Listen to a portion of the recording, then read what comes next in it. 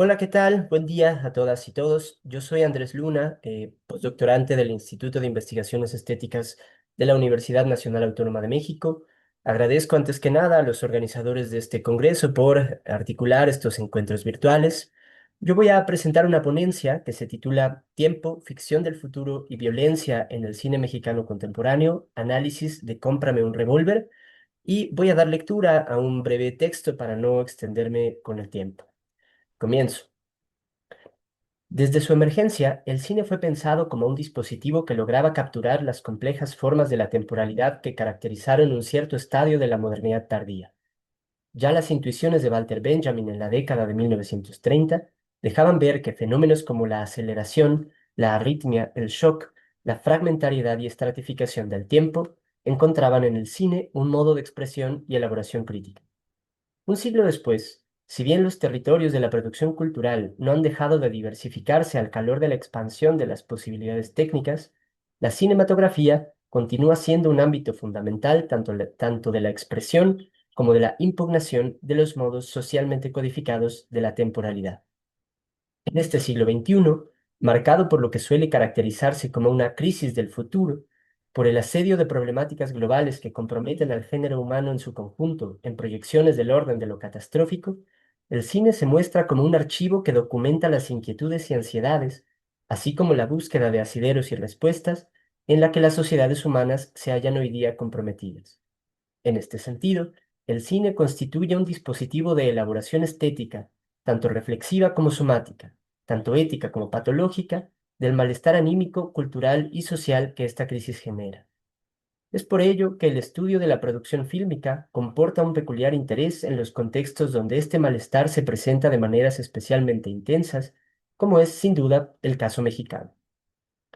En el marco de este interés, partimos de las siguientes preguntas. ¿Cómo se imagina el futuro en el cine mexicano contemporáneo? ¿Cómo reproduce para ello los regímenes de historicidad dominantes en la sociedad? ¿Y cómo, por el contrario, los impugna mediante el tramado de posibilidades otras de montar el tiempo e imaginar el futuro? ¿De qué manera los filmes abordan en ese doble movimiento las agudas problemáticas que se ciernen en la actualidad sobre la sociedad mexicana a modo de crisis del presente y sobre todo de futuro? Esta ponencia indaga en torno a lo anterior mediante el análisis de una producción cinematográfica reciente. Se trata del filme Cómprame un revólver, escrito y dirigido por el cineasta guatemalteco-mexicano Julio Hernández Cordón y estrenado en el Festival de Cannes en 2018. Este largometraje narra la historia de un hombre y su hija que se ubican en un futuro impreciso, no necesariamente distante, que tiene como escenario el desierto del norte mexicano. Si bien esta ficción cinematográfica presenta una serie de temas ampliamente trabajados por la filmografía mexicana de las últimas décadas, como el narcotráfico, la violencia contra las mujeres o la escasez de agua, así como los modos en que las infancias perciben y padecen estos fenómenos, su tratamiento de los mismos evade los lugares comunes que se han conformado en torno a ellos en la producción audiovisual en y sobre México.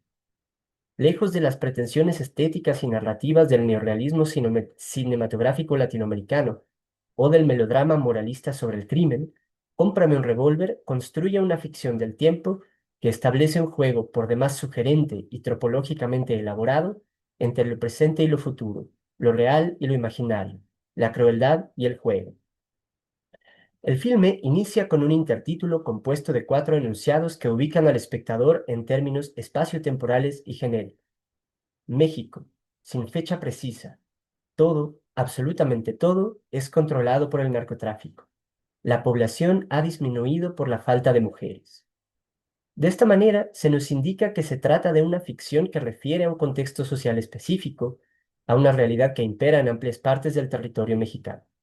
Al mismo tiempo, la referencia a una población disminuida como efecto de la desaparición forzada de las mujeres nos instala en el género distópico.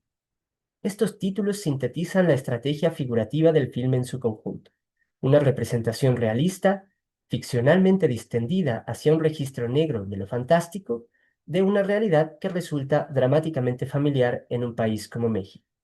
Una estrategia retórica que admite caracterizarse de un modo que solo desde una tipología esquemática, ajena a las realidades sociales y estéticas mexicanas, podría considerarse un oxímoron, una suerte de realismo metafórico o incluso un realismo surrealista. Ahora bien, Cómprame un revólver no constituye propiamente una ficción posapocalíptica. No se trata de un escenario inaugurado por un evento catastrófico que marcase una discontinuidad en virtud de la cual un cierto estado de cosas hubiese terminado para inaugurar uno distinto. Por el contrario, se trata de una continuidad acaso narrada de manera hiperbólica, un recrudecimiento ficcional de una realidad ya existente. En otras palabras, lo que sugiere este filme es que en ciertas partes de México, la distopía no se encuentra a un apocalipsis de distancia.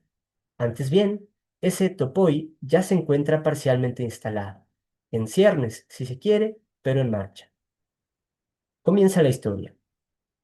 Como el cine acostumbra, la secuencia inicial anticipa a modo de sinécdoque la trama del filme en su conjunto. Unos niños se encuentran encerrados en jaulas y algunos de ellos consiguen escapar cavando un túnel. La contraparte humana y moral frente a los narcos en Cómprame un revólver es representada por este grupo de infantes que, como los niños perdidos de Peter Pan, como Tom Sawyer y Huckleberry Finn, o los niños ferales de Mad Max, habitan este universo en condición de crías salvajes que viven al margen del mundo hostil de los adultos. Tras el escape, el primer corte nos traslada a una toma de establecimiento que, en plano general, nos introduce en el escenario donde se desenvuelve la mayor parte de la trama, un paraje desértico en el que está estacionado el camper donde viven los protagonistas. Rogelio, un hombre de mediana edad, músico, adicto al crack y cuidador del estadio de béisbol al que los narcos van a jugar por las noches, y Hawk, apodo que disimula la condición femenina de la hija de Rogelio, una niña de 8 o 10 años, cuya voz pronto escuchamos en su calidad de narradora intradiegética. Todo lo que se cuenta en esta historia, dice, es real. La suerte es real, y hay hombres con suerte, y esos hombres heredan su suerte a sus hijas. Y en breve continúa.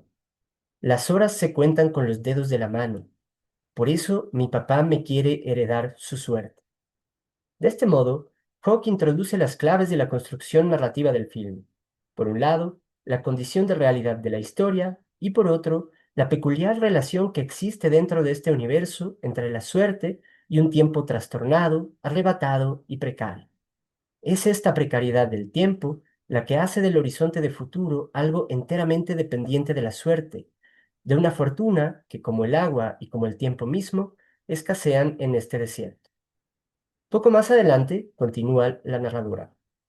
Hace mucho que no se escuchan los búhos por aquí, ni las lagartijas salen a tomar el sol, todos se fueron. Aquí se introduce el tropo que es la asignatura dominante en Cómprame un revólver, la metáfora, misma que guarda una extraña armonía con el tramado realista del relato. Esto se aprecia en la siguiente secuencia, donde vemos a Hawk disfrazada de niño y encadenada mientras los narcos practican en el campo de béisbol. Dice, esta cadena es para que no me roben. Aquí se llevan todo. Una vez vi cómo se llevaban las macetas de las casas. Las flores se iban en las pick-ups y se desarmaban. Las plantas se ponían pelonas. No se trata, pues, del realismo sórdido característico de la cinematografía mexicana de las últimas 2 décadas, sino de uno tropológicamente ampliado, donde la metáfora y la metonimia se encuentran siempre abiertas, tanto visual como narrativamente. Hawk no nos dice, por ejemplo, que su madre y su hermana han sido secuestradas por el narco, sino que las plantas se quedan pelonas. La ausencia de su madre y su hermana signan la condición doliente en este espacio desértico que, no obstante, es escenario para un universo profundamente lúdico. Hawk pasa los días jugando béisbol con su papá y con sus amigos, los niños perdidos, Tom, Rafa y Ángel. Este último, a quien los narcos le han cortado un brazo, le pregunta a Hawk sobre esa actividad para la que él se encuentra ya imposibilitado, el béisbol, a lo que ella responde, me cuesta trabajo batear. Enseguida, Ángel le cuenta que los otros niños están construyendo una catapulta con la que planean ir a recuperar su brazo perdido. Junto con el arco dramático de la historia, se desarrolla esta peculiar relación entre la suerte, el juego y esa analogía tan sórdidamente presente en este universo ficcional, el lanzamiento de proyectiles, el bateo, la catapulta, las armas de fuego.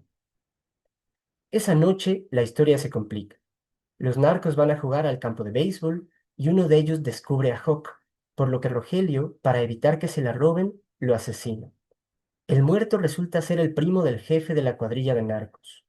Este, ante la sospecha de que Rogelio es el asesino, ordena a sus subordinados que lo maten, pero misteriosamente todos fallan sus tiros a unos cuantos metros de distancia. Como siempre, Rogelio ha corrido con suerte. El jefe decide respetar su fortuna y dejarlo con vida, no sin antes ordenarle que, a la noche siguiente, debe acudir con su hija y sus músicos a amenizar su fiesta de cumpleaños. La celebración obligatoria se celebra en un oscuro pasaje del desierto. Hawk, como acostumbra, desobedece a su padre y no se queda resguardada en la camioneta que los ha llevado hasta allí. Por ello, cuando el comando armado de unos narcos enemigos del jefe irrumpe en la fiesta y desata una masacre, Hawk se encuentra en peligro. Rogelio la esconde en una hielera e intenta huir de la matanza. Un fundido a blanco termina con esta violenta secuencia, pasa la noche y a la mañana siguiente, Hawk sale de su escondite. Un plano cenital, sin duda el más icónico del filme, la muestra caminando entre unos muertos que son representados mediante dibujos sobre cartulinas que yacen en la arena del desierto. Nuevamente, Rogelio ha corrido con suerte, no lo mataron, pero es capturado y se lo llevan encadenado junto con otros sobrevivientes. Hawk se queda sola y decide ir a buscar el brazo que le cortaron a su amigo Ángel. Lo encuentra y en ese momento escucha un llamado de auxilio. Resulta ser el jefe, quien, herido, habría logrado esconderse. Hawk le ayuda a incorporarse y juntos huyen del sitio de la masacre. La huida los conduce a un río que ambos navegan en una balsa improvisada, en una secuencia cuasi onírica que alude a la travesía de Tom Sawyer y Huckleberry Finn a través del Mississippi. Confiado de su salvadora, el jefe enseña a Hawk cómo usar un arma en caso de que alguien llegara a acercarse. Mientras él duerme, los niños perdidos aparecen y le cuentan a Hawk que el hombre que descansa a su lado es quien le cortó el brazo a Ángel. Ella, sin dudarlo demasiado, usa el conocimiento recién adquirido en materia de proyectiles contra el propio jefe. Tras asesinarlo, se reúne con sus amigos y entrega a Ángel su brazo de vuelta. El filme concluye con un plano ligeramente contrapicado que engrandece la figura de Hawk en medio de un atardecer naranja. Ella se encuentra bateando imaginariamente, con un virtual dominio de esa actividad que antes se le dificultaba y en cuyo ejercicio se realiza como el personaje que está llamada a ser en esta historia. Allí escuchamos por última vez su voz en off. Los niños están buscando la bala que disparé. Dicen que es un tesoro. Ahora me llaman jefa y vamos a ir por la catapulta para rescatar a mi papá. Así termina esta historia, con la figuración imaginaria del lanzamiento de estos proyectiles y la enunciación de este singular proyecto. En este desierto en el que escasea el tiempo, el viaje de esta heroína restaura un horizonte de futuro, opera un relevo en el que el cruel mundo de los adultos cede ante otro donde la infancia, desde su potencia imaginativa, se encarga de reabrir la perspectiva de lo posible. En este movimiento se produce una inversión no solo generacional, sino también de género, donde una jefa se impone a través de una suerte de superación dialéctica, de un arco dramático circular en el que vemos desarrollarse un sutil juego de ambigüedades e identificaciones entre Hawk y el jefe al que finalmente asesina. No obstante, no se trata, como podría pensarse, de una conclusión ingenuamente esperanzada. Ese futuro que es restaurado, violentamente por lo demás, por Hawk y los niños perdidos, solo puede tener lugar como una suerte de fantasía, como una proyección cuya condición de realidad está circunscrita a los límites establecidos por el juego dentro de este universo fantástico.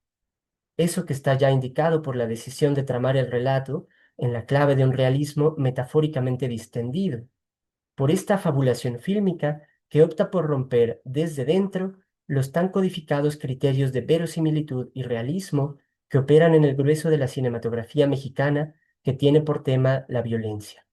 Así, el filme invita a una reflexión entre esperanzada y siniestra, que si bien apuesta por la potencia imaginativa y lúdica de las infancias, no deja de relativizar en todo momento las distancias que nos separan, no solo narrativamente, del topoy de la distopía. Gracias.